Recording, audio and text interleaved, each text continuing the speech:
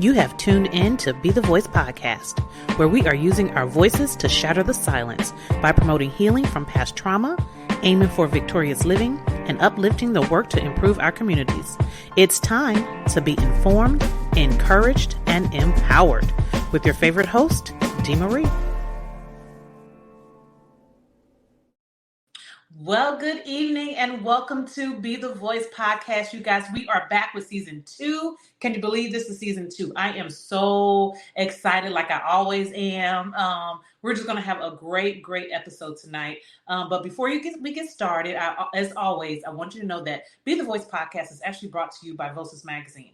And Voices Magazine is an online magazine that is tailored to the voices of sexual abuse survivors. And I'm actually the editor and creator of the magazine. And in the magazine, we feature survivors that are actually willing to share their story, and not just for, sadness, but actually to uplift those other survivors who want to share their story and just let them know that they're not alone. So you guys, you can go to vocesmagazine.com and you'll be able to find each subscription, and you can just read each one, and I guarantee you will be blessed. So we are back. I am Dee Marie. Really excited about this season. We're going to have some phenomenal people on. We're going to have some exciting content. We're going to be in the community and talk about heavy topics as well as some light topics, but all of it we need to talk about. So this month is September, and September is Suicide Prevention Month. And this is definitely a sensitive topic, but I want everyone to really get in so we can tell the truth about suicide. And we have an amazing guest on tonight that is just willing to share some facts, share truth, and even a little bit of her own story. So without further ado, I want to bring in St. Louis's own, who knows everybody, Linda Robinson. Hey, Linda, how are you? Hey, Dee, how are you? Thank you so much for having me on. I'm so excited, and just listen to you do your intro. I'm like, oh, she's amazing. Well, thank you so much for agreeing to come on the podcast. I know I've known you for a while, and just your work in the community is just outstanding. I mean, it is outstanding. You have been doing community work probably your whole life. Yeah. Yes. But you can tell that you have a passion for it, and you have a passion for even our city, and just to see things really just progress. And I just really appreciate everything that you do for our city, even in times when I'm like, oh, I'm sick of St. Louis. But somebody has to keep going and, have a love for it so that we can thrive and begin to do some great things. So really appreciate you. So tell us about you, Linda. Well, like you said, I've been in the community 28 plus years, so almost half my life. Yeah. Just being a community leader, engaging the community, giving back my time, talent, and treasure as much as I can, and also encouraging others to do the same thing. So, I have a team of volunteers that we volunteer almost at everything has to do with St. Louis, and we're still doing it. The pandemic slowed us down, but we're back. We're back, yes. Yes, and also just life, life be lifing, and yes, it does. God has truly moved me in a direction to talk about certain topics and subjects that was lived experience for me. So that's pretty much me. I'm a mom, a grandmother. So, I love that. Yeah. A child of God, and just getting up every day and living life, enjoying life, loving life because of the circumstances that I went through. Yes. Well, I really appreciate you coming on here. I know that, again, like I said, this is a sensitive subject, and it's hard. These are some hard things to talk about, but it really needs to be talked about, especially I think in our community. I think it's a lot of things get swept under the rug. We don't want to address some certain issues, but we really have to. We really have to. So tell us about, September is Suicide Prevention Month. Yes. So September, like you said, is Suicide Prevention Month. And I lost someone very close to me to suicide, my brother Mark. Yes. Who was my best friend. He has his share of ups and downs in life, depression, anxiety, panic attacks, dealing with his mind, which a lot of people didn't know. He didn't put it out there, but he battled his mind on a daily basis. Things happen in life, and I always tell people, don't ask me the why, because I don't know. Right. But I would tell you what his life was about. And I know he dealt with a lot. And sometimes your mind wins, especially when you go into a dark space that there's no return. And since then, I have been on a journey to talk about death by suicide, mental health, mental illness, really getting awareness out about suicide prevention, suicide awareness, and suicide tendency. And like I said, since September is Suicide Prevention Month, I really try to be vocal, especially in our community. Right. Because it's still a strong stigma. Right, it is. And until you really lived it, you really don't understand that it happened in our community. Right. And I just wish we would pay more attention to what someone is going through or how they're living. And if you ever met my brother, he smiled all the time. He was always happy, joking. And it was a shock to a lot of his friends that he decided to take his life. And, we hear that a lot whenever someone, takes their own life. And we hear, wow, I never saw that, or they were always happy, and we hear even like stars, Yes. We hear about that. And then we're like, well, they were just living their best life. Yeah. And sometimes I guess it's just internally, you really don't know what people are going through. And like someone said that just thinking of Robin Williams, Yes. And that was a shocker even for me when it happened. But just thinking about him, how he made us laugh. He was always smiling and joking. But we don't know what people go through behind closed doors. Right. Because we all have a facade that we put on in the public. Yes. Especially in our upbringing. My mom was full Korean. So my mom instilled us to be strong, don't show emotions, People can't see your weakness. Right. So we always had a front on, but in life, it shows you that it's okay to be human. There's a weak side of you. It's okay to cry. It's okay to say you're dealing with a mental health issue today. It's okay to you're saying you're dealing with a mental illness and what that mental illness is. Until we talk about it, especially in our community, it will always be a stigma. People will be ashamed to talk about it. Even after I started giving snippet of what happened to my brother, I would have people reach out to me and say, I lost someone too. I lost someone close to me, but they don't want to talk about it. And you have to respect that. Yes. Because it's not for everyone. It's just, like I said, I really felt God pushed me to do it because I was fighting him every step of the way.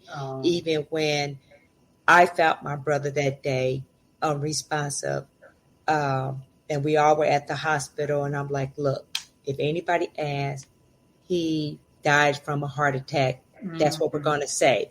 Because it was some shame to it. It was like, how am I going to handle this? What I'm going to do?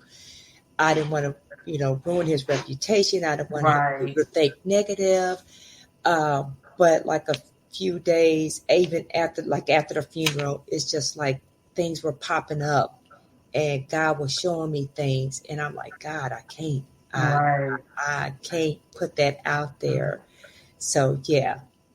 It's hard. It's a hard pill to swallow. It's hard to lose someone you love, but when they decide to take their own life, it's a different way at looking at death and how to cope afterwards. And that was my biggest thing. I can imagine. I do remember when your brother passed, and I remember thinking to myself, I wonder what happened. But like you said, it really is, when you're comfortable saying, what happened. And I want to go back to what you said when people ask you, well, what happened or why, and you don't have an answer. What would you tell people? Because I think sometimes people think they're saying the right things, but sometimes it's like just be quiet and just allow people to, to share what they want to share. Exactly. When someone lose a loved one to death by suicide, the one question, even through all my trainings, is to never ask them how and why. A family member can't answer that. A family member could tell you, like I did, my brother's symptoms, but I can't tell you what led up to it, the reason behind it, or anything. But people don't know that he attempted suicide on a few occasions before, so it's just a matter of time that they will actually really do it and be successful. So if you really truly care for someone, even when someone loses a loved one, I never ask why anymore. To respect to the family, when they come out and tell you, let them tell you. But when someone loses someone by death by suicide, respect it. If you know that their loved one took their life, don't push it. It is a trigger for me, and I really have to control myself not to respond in a certain way. I just smile and say, I can't answer that. I don't know. And then don't push it, because I had a few people who push it because they feel like they needed to know why. I don't know. Right. But it triggered me. And, we get to a certain point in our life, we don't respond to things like we used to. Exactly. Maturity, life alone, we let a lot of things just go. Yes. But when you come, especially to me, I'm speaking for myself, if you know my brother took his life, don't push it. Just, let it go, because it is a trigger for me. Yes, I can imagine. I can only imagine, Linda. And when we're talking even about like death by suicide, I think we also, like you just said, about like mental illness, because I think a lot of times that and honestly, I think it's getting a little bit better, because I think people are kind of talking more about mental illness. But, for years, we would not even discuss it. It was like, we kind of just knew stuff was going on, but just not say anything. Right. And how important is it for us to speak up, or maybe even reach out to someone if we feel like that something is going on? It is very important. And I tell people all the time, if you feel like you can't make it, or you're dealing with something and you need help, I always refer everyone to BHR, Behavior Health Response. Yes. Please, I wish I had that information so you could share it, bring it up and share it. And 988, even though the 3-digit 988, everyone think is for suicide, but it's for a crisis situation. Okay. When you're in a mental crisis, they have licensed therapists to help you, just like BHR. They have licensed therapists. And one thing about BHR, they're open 24/7, 365 days of the year. So if 3 o'clock in the morning, 5 o'clock in the morning, you are dealing with something, call them. Yes. They are there. And seek a therapist. I seeked a therapist after losing my brother. And to be honest, Dee, that was the best thing I could have ever done for myself. Because not only was I able to cope with losing him and understand a little better the why and how to deal with it, but also something about myself. So it just helped me to realize who I am, my worth and value, and that sometimes we take life for granted, not knowing, but losing my brother to suicide made me just appreciate every minute of my life.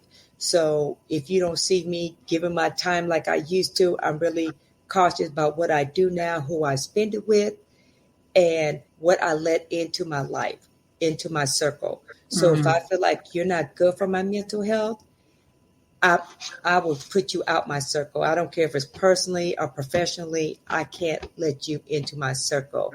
And one thing I want to talk about also, like you said, with us, Black and brown people, we have to listen to our children. Yeah. Our children are dealing with a lot. Just remember, and adults too, our adult children, they survived a pandemic.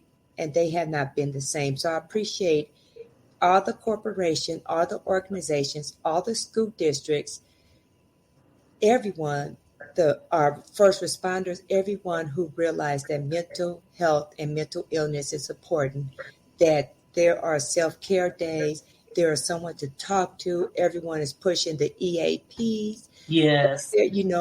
Giving out resources. Continue to do that, because we're living in a world where the stigma is still strong. It's getting better, but we're not there yet. Right. And I'm glad you said that about the EAP at corporations. And if you work at a place that has EAP, please take advantage of it, because I believe you get like so many sessions for free. Yes. And there are so many circles now where men are having their circles to talk about mental health, mental illness. Right. Children, more of these organizations are incorporating it in there. And even with our school district, they are having counselors there. Our police department are having, CIT training for the police officers. So it is there, and I'm happy for that.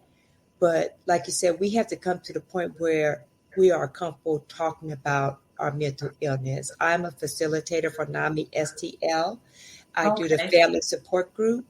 So these are family who come on every other Monday, and they talk about their loved one with a mental health, a mental illness. And so you facilitate the group? Yes, I facilitate that group with another lady. I just completed my training for American Foundation of Suicide Prevention to be a facilitator on suicide prevention. So I'm working with someone to start that group, because you have to go through the training. You have to survive losing your loved one for 2 years or more. So I'm at that point. So, and I'm happy about that. And it's just, those families that come on to that group discussion are very brave. Yes. Very transparent. And they are just seeking help. And they just need to hear how one another are coping, how they're dealing, what are they dealing with. Because it's harder for parents to save their loved ones once they're adults. It's a lot, and they really need the support.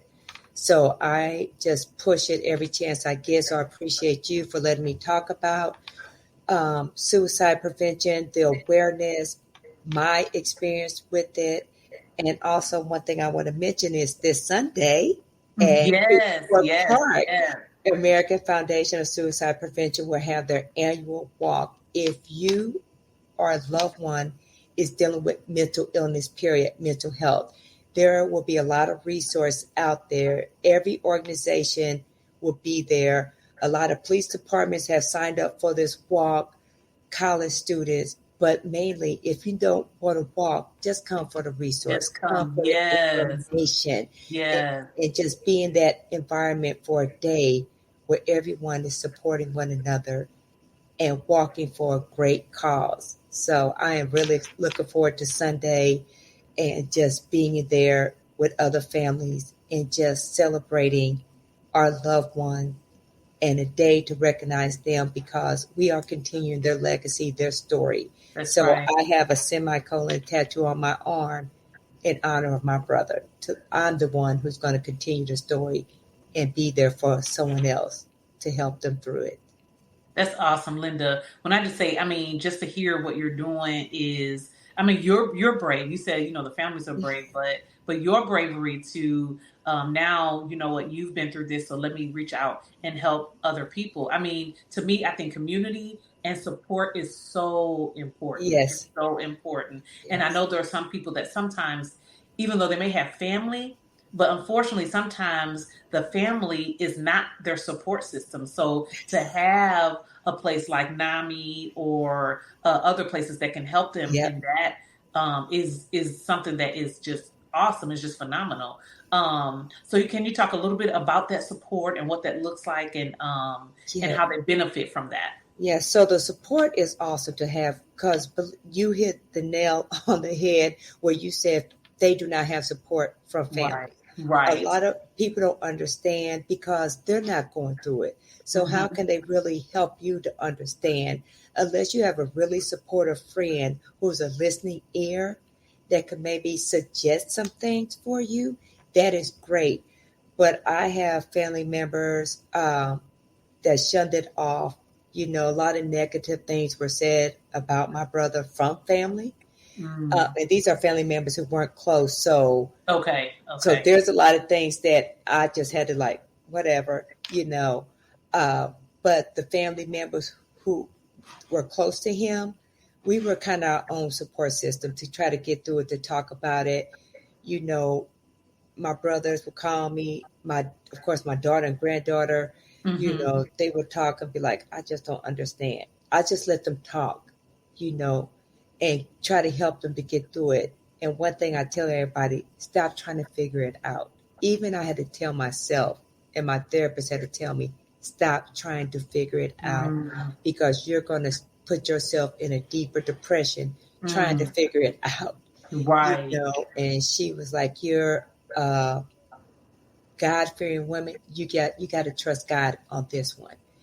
And you have to reach out to those organizations. You have to get out your comfort zone and go to like a NAMI support group, American Foundation support group, a support group at your church or different organization. And if you just come and sit and listen and you're not ready to talk, we don't force it.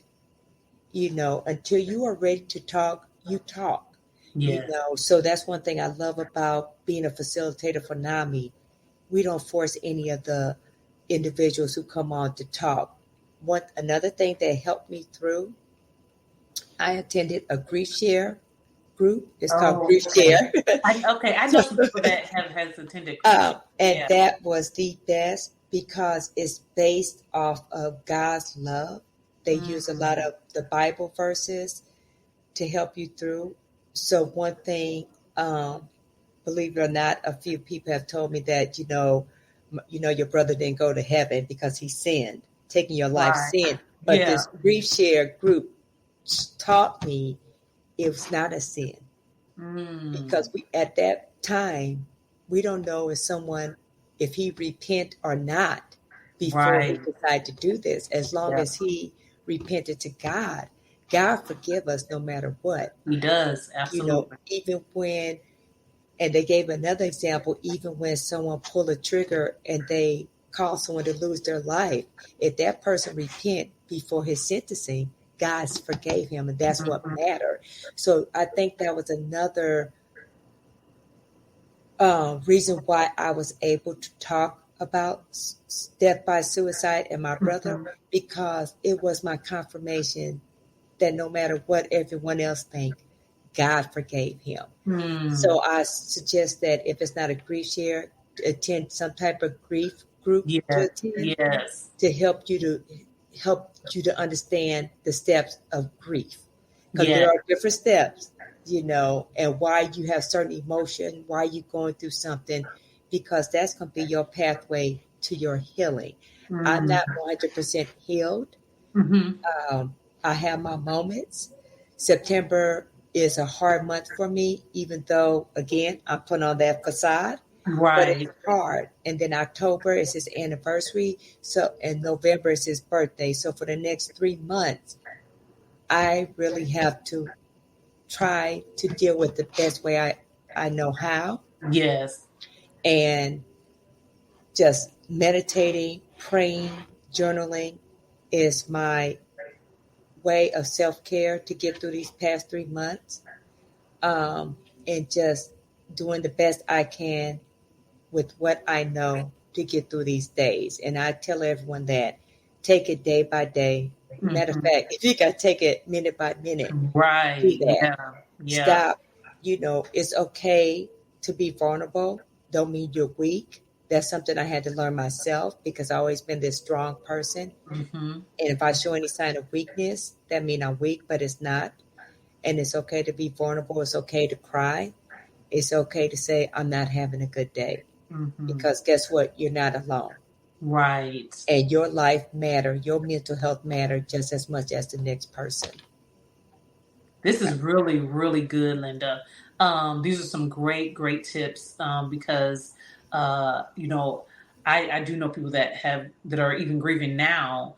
And just to hear you say like all these things and that they are valuable and that it's okay sometimes not to be okay, Yes. because I think people do try to continue to wear this mask, and I get it. Sometimes you just don't want, everyone asking, are you okay? Or, Right. you want to talk about it. But you're right. Sometimes it's okay to not be okay. And when you do have that group, I think support groups are so important. They I think they're are. so important. Because you have those people with you that can share those experiences. So now you're not Yes. thinking, in your head, oh, I'm not the only one who's Right. feeling Right. this. You are not alone. Yeah. And I Yeah. tell everyone that's NAMI's slogan. You are not alone. And once they come into the group, they realize I'm not. And then Right. they're hearing from others who have lived experience and how they're handling it, how they're dealing it, what resources they are using for their loved one and for them to Yes. cope. So, Yes. like you said, it's good to go to a support group. And I highly recommend it for everyone Yes. because you never know when you go what information you're going to get to help you. As you're dealing with someone with a mental illness, even though some people, loved ones, mental illness is more than what I dealt with my brother, Mm-hmm. the first thing is I don't want people to know. I don't want to know. Right. But once they Right. start coming to the group, they continue to come until they feel like they're better, that they can handle it. And I might not see a few people for a couple of weeks. The next thing you know, a month later, they pop up because a lot of people, especially around the holidays, is when we really have a big group because holidays are hard for everyone. Right. Yeah. So that's Yeah. why we had a big group of dealing, try to help them cope and get through it. So, like you said, support groups are amazing. It's okay to take the mask off. I took mine off. Yes.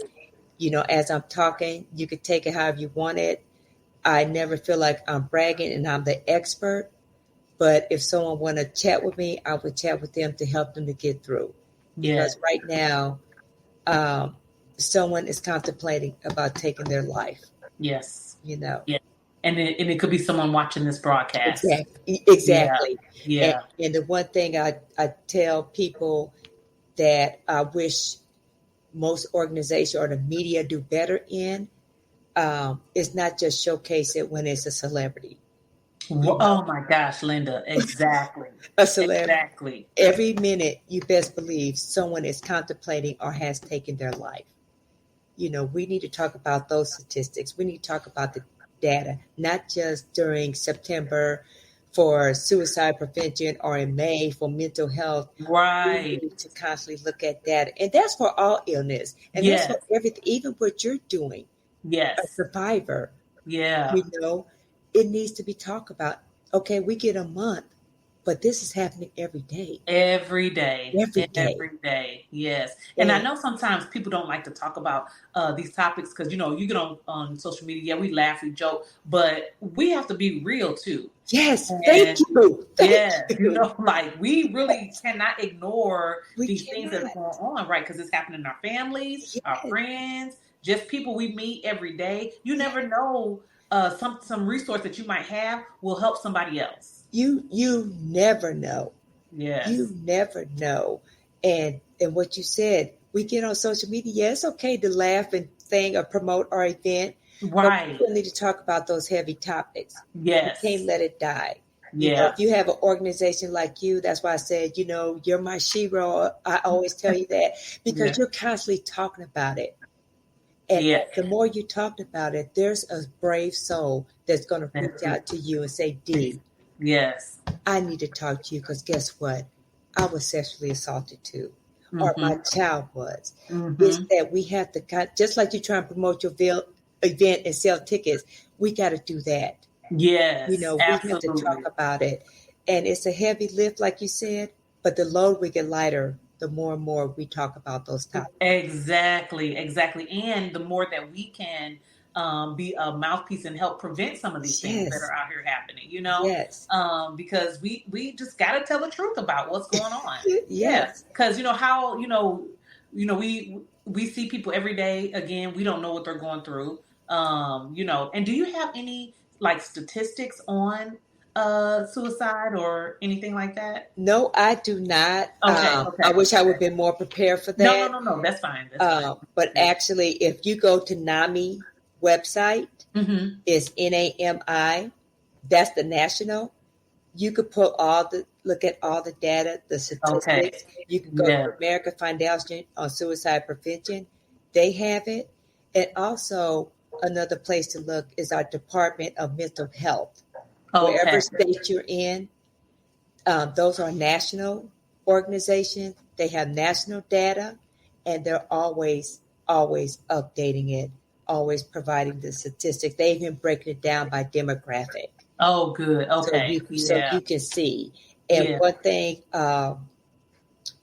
about the American Foundation of Suicide Prevention, their walk, I've noticed since I've started 3 years ago, that more and more individuals are coming out that are different demographics. Oh, see, that's good. Yes. People are starting to talk about it more. They're not being afraid, and it's good. So that just shows you it's not just the Black and Brown community, the Caucasians community, the Hispanics are coming, the Asians are coming, and of course, our LGBTQIA community. Yes. That's big. Because it's huge in that community. Yes. So when you see them, support them. And that's why I said for one day, we all are there supporting and loving each other. I just wish that energy would continue as we go back to our neighborhood and just continue it.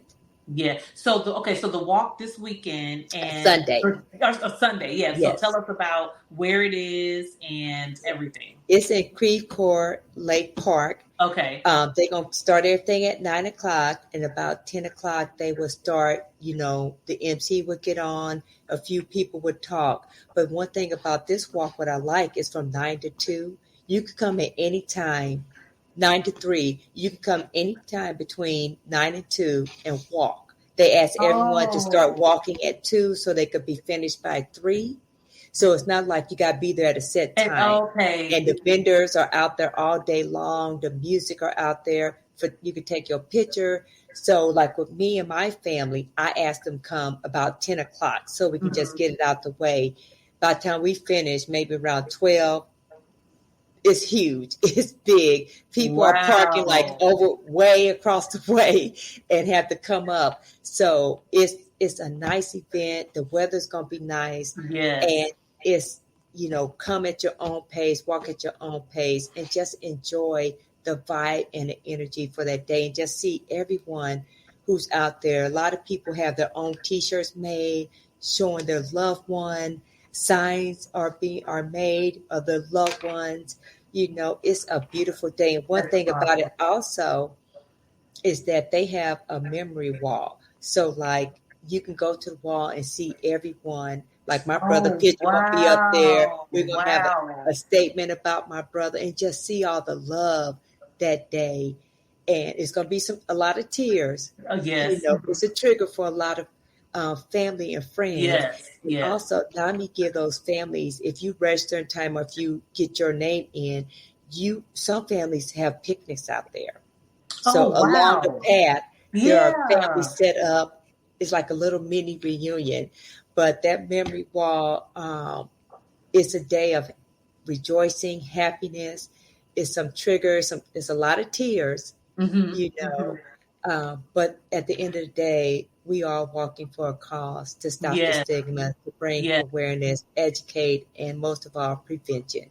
And that's what American Foundation of Suicide Prevention is about. I think it's by 2025, they want to make sure that they focus on prevention and they stop a lot of the death by suicide. Yes. Oh, that sounds really amazing, Linda. It is. And how awesome that the families are there and even you said like the resources. The resources. And that's what I tell everyone. If you do anything else, just come for the resources. Yeah. And you can talk to individuals. Representatives will be there from the hospitals. Every hospital with a behavioral health unit will be there. Different organizations, mental health organizations, family members set up tables, and they're providing information. And this one lady there, oh my gosh, she make angels out of the Bible. Oh, wow. And this lady bought me one my first year that I volunteered with American Foundation of Suicide Prevention. And I'm like, what is this? She's like, Linda, it's a Bible. This lady takes a Bible and she make these angels. And I treasure that gift right there. Now that sounds Yes. Wow. That's awesome. And the only thing she asked for donations, whatever you want to give, and she donate all that money back to American Foundation of Suicide Prevention. So it's a lot of family that does that. They find creative ways to donate back to the organization. Okay. Yes. Now, is there a cost for the walk? No, registration is free. You can go out to the website, afsp.org. Just look for your local chapter, which we are St. Louis. Okay. It's free. But if you want to raise money, you can. Okay. So, and also they sell T-shirts. Maybe the T-shirts, maybe $10, $15. Everything come back to the organization that day. Whatever is sold, it comes back. Yeah. Okay. And I know you're raising money as well. Correct? Yeah. Okay. So I met my goal, $500. Awesome. So I did that last push. So I'm like, okay, thank you everyone who donated to me, who shared it to make sure I get donation. And you know this from your organization. Sometimes those who donate are people you don't even know. Right, exactly. Because they see a good cause. Yes. Like, and it could be their way of, you never know what they do. Exactly. Well, I want to do something, so here, let me. That's what a few people told me. They like kind of inboxed me, which I don't check much. But they was like, I'm doing this because I lost someone, but it's my way of giving back and honoring someone I've loved. Yeah. And I'm like, that's fine, because I understand. You know? And sometimes it's not about the monetary donation. When people share that information, they're sharing to their supporters, their contact. And that's just another way of getting information out about something you're passionate about. Right. That's what I tell people. And they're like, you share so much. I'm like, yeah, this is great information that people are sharing. Why not? It doesn't cost to share. It doesn't cost anything to share, okay? And when you share, you're helping somebody. You're helping supporting someone. A cause. Yeah, absolutely. Yes, so I appreciate everyone who support me during this time, especially raising fund and awareness about suicide prevention. So I appreciate everyone. My heart is full because the support I've been receiving and the prayers, I appreciate it so much. Yes. Because like I said, for the next 3 months, I need it. Yes, and we will definitely keep you up in prayer, Linda. Thank you so much. Prayer is free. Yes, it Anybody is. can pray. Yes, okay? If you know Jesus, say some prayers. Say some prayers, please. Yeah, me and my family, especially my nieces and nephews, this is a difficult time for them. It's a trigger. So I just make sure, if I can't do anything else, I could just pray for you. Absolutely. Yes. Absolutely. Linda, this has been so great. The information you shared has just been awesome. And if anybody is watching, and you need like a crisis line or just want to talk to somebody. And okay, so the 988 is just 988. Is it just from your cell phone, or is that like from anywhere? That's from anywhere. Oh, that's okay. Anywhere. Okay. 988 is a national number. They got rid of that 9-digit that nobody could remember. Right. Because I was thinking, I was trying to find it. I'm like, no, I think it's just 988 now. Yes, it's just 988. Yes, it is. And it's available 24/7. Yes. And also Behavioral Health Response. Yes. They are St. Louis, BHR for short. Look them up, research them. They are 24/7 also. Awesome. Yeah. So please don't be afraid to reach out and talk to someone. We really want to encourage, if you're even having honestly, just therapy in general. Even if you think you have something going on and you don't, it's good to have a therapy. Just like we go to the doctor for our physical health, it's important to go for our mental health as well. Yes, and one thing I want to say, because a lot of people ask me, and I want to really stress this, if you have a loved one that is in a mental crisis and you have to call the police, please let the police know, or if you dial 911, that your family member suffer from a mental health, is having a mental health crisis or suffer from a mental illness. Let them know what type of mental illness that is. Ask them if a CIT officer can come or a social worker. A lot of police departments have both. Ask for that. Because they will be the first one to kind of evaluate it. And if that loved one need to go get help, they will make sure that the EMS show up and take them to a facility to get help. Oh, that's good, Linda. I didn't even know that. Some people call the police in distress. Yeah. So if you're in distress, the police are coming. So that's going to make a situation worse. If they're coming with their sirens on and everything. Explain to them the situation is very important to explain to the police officer, or even if you ask for EMS, explain to them the situation so they can be also prepared on how to handle it. Oh, awesome. So a lot of them, you said, do have like a CIT officer? Yes, or a social worker. Okay. Yes. Okay. And ask for that. Great information. That's great information. Yes. Okay. So yes, you guys heard that. If you have a family member in a crisis, be sure to let the police know. If you have to call the police and tell them you want a CIT officer or a social worker, right? Mm-hmm. Okay. Yep. That is great. And explain to them the situation so they can be prepared when they show up and how to handle it.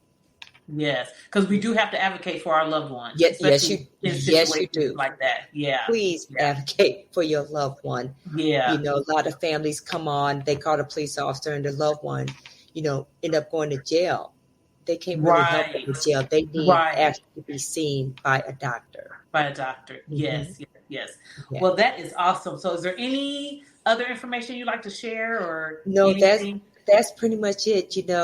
Like I said in the beginning, kind of, show grace and gratitude to those who lost loved ones to death by suicide.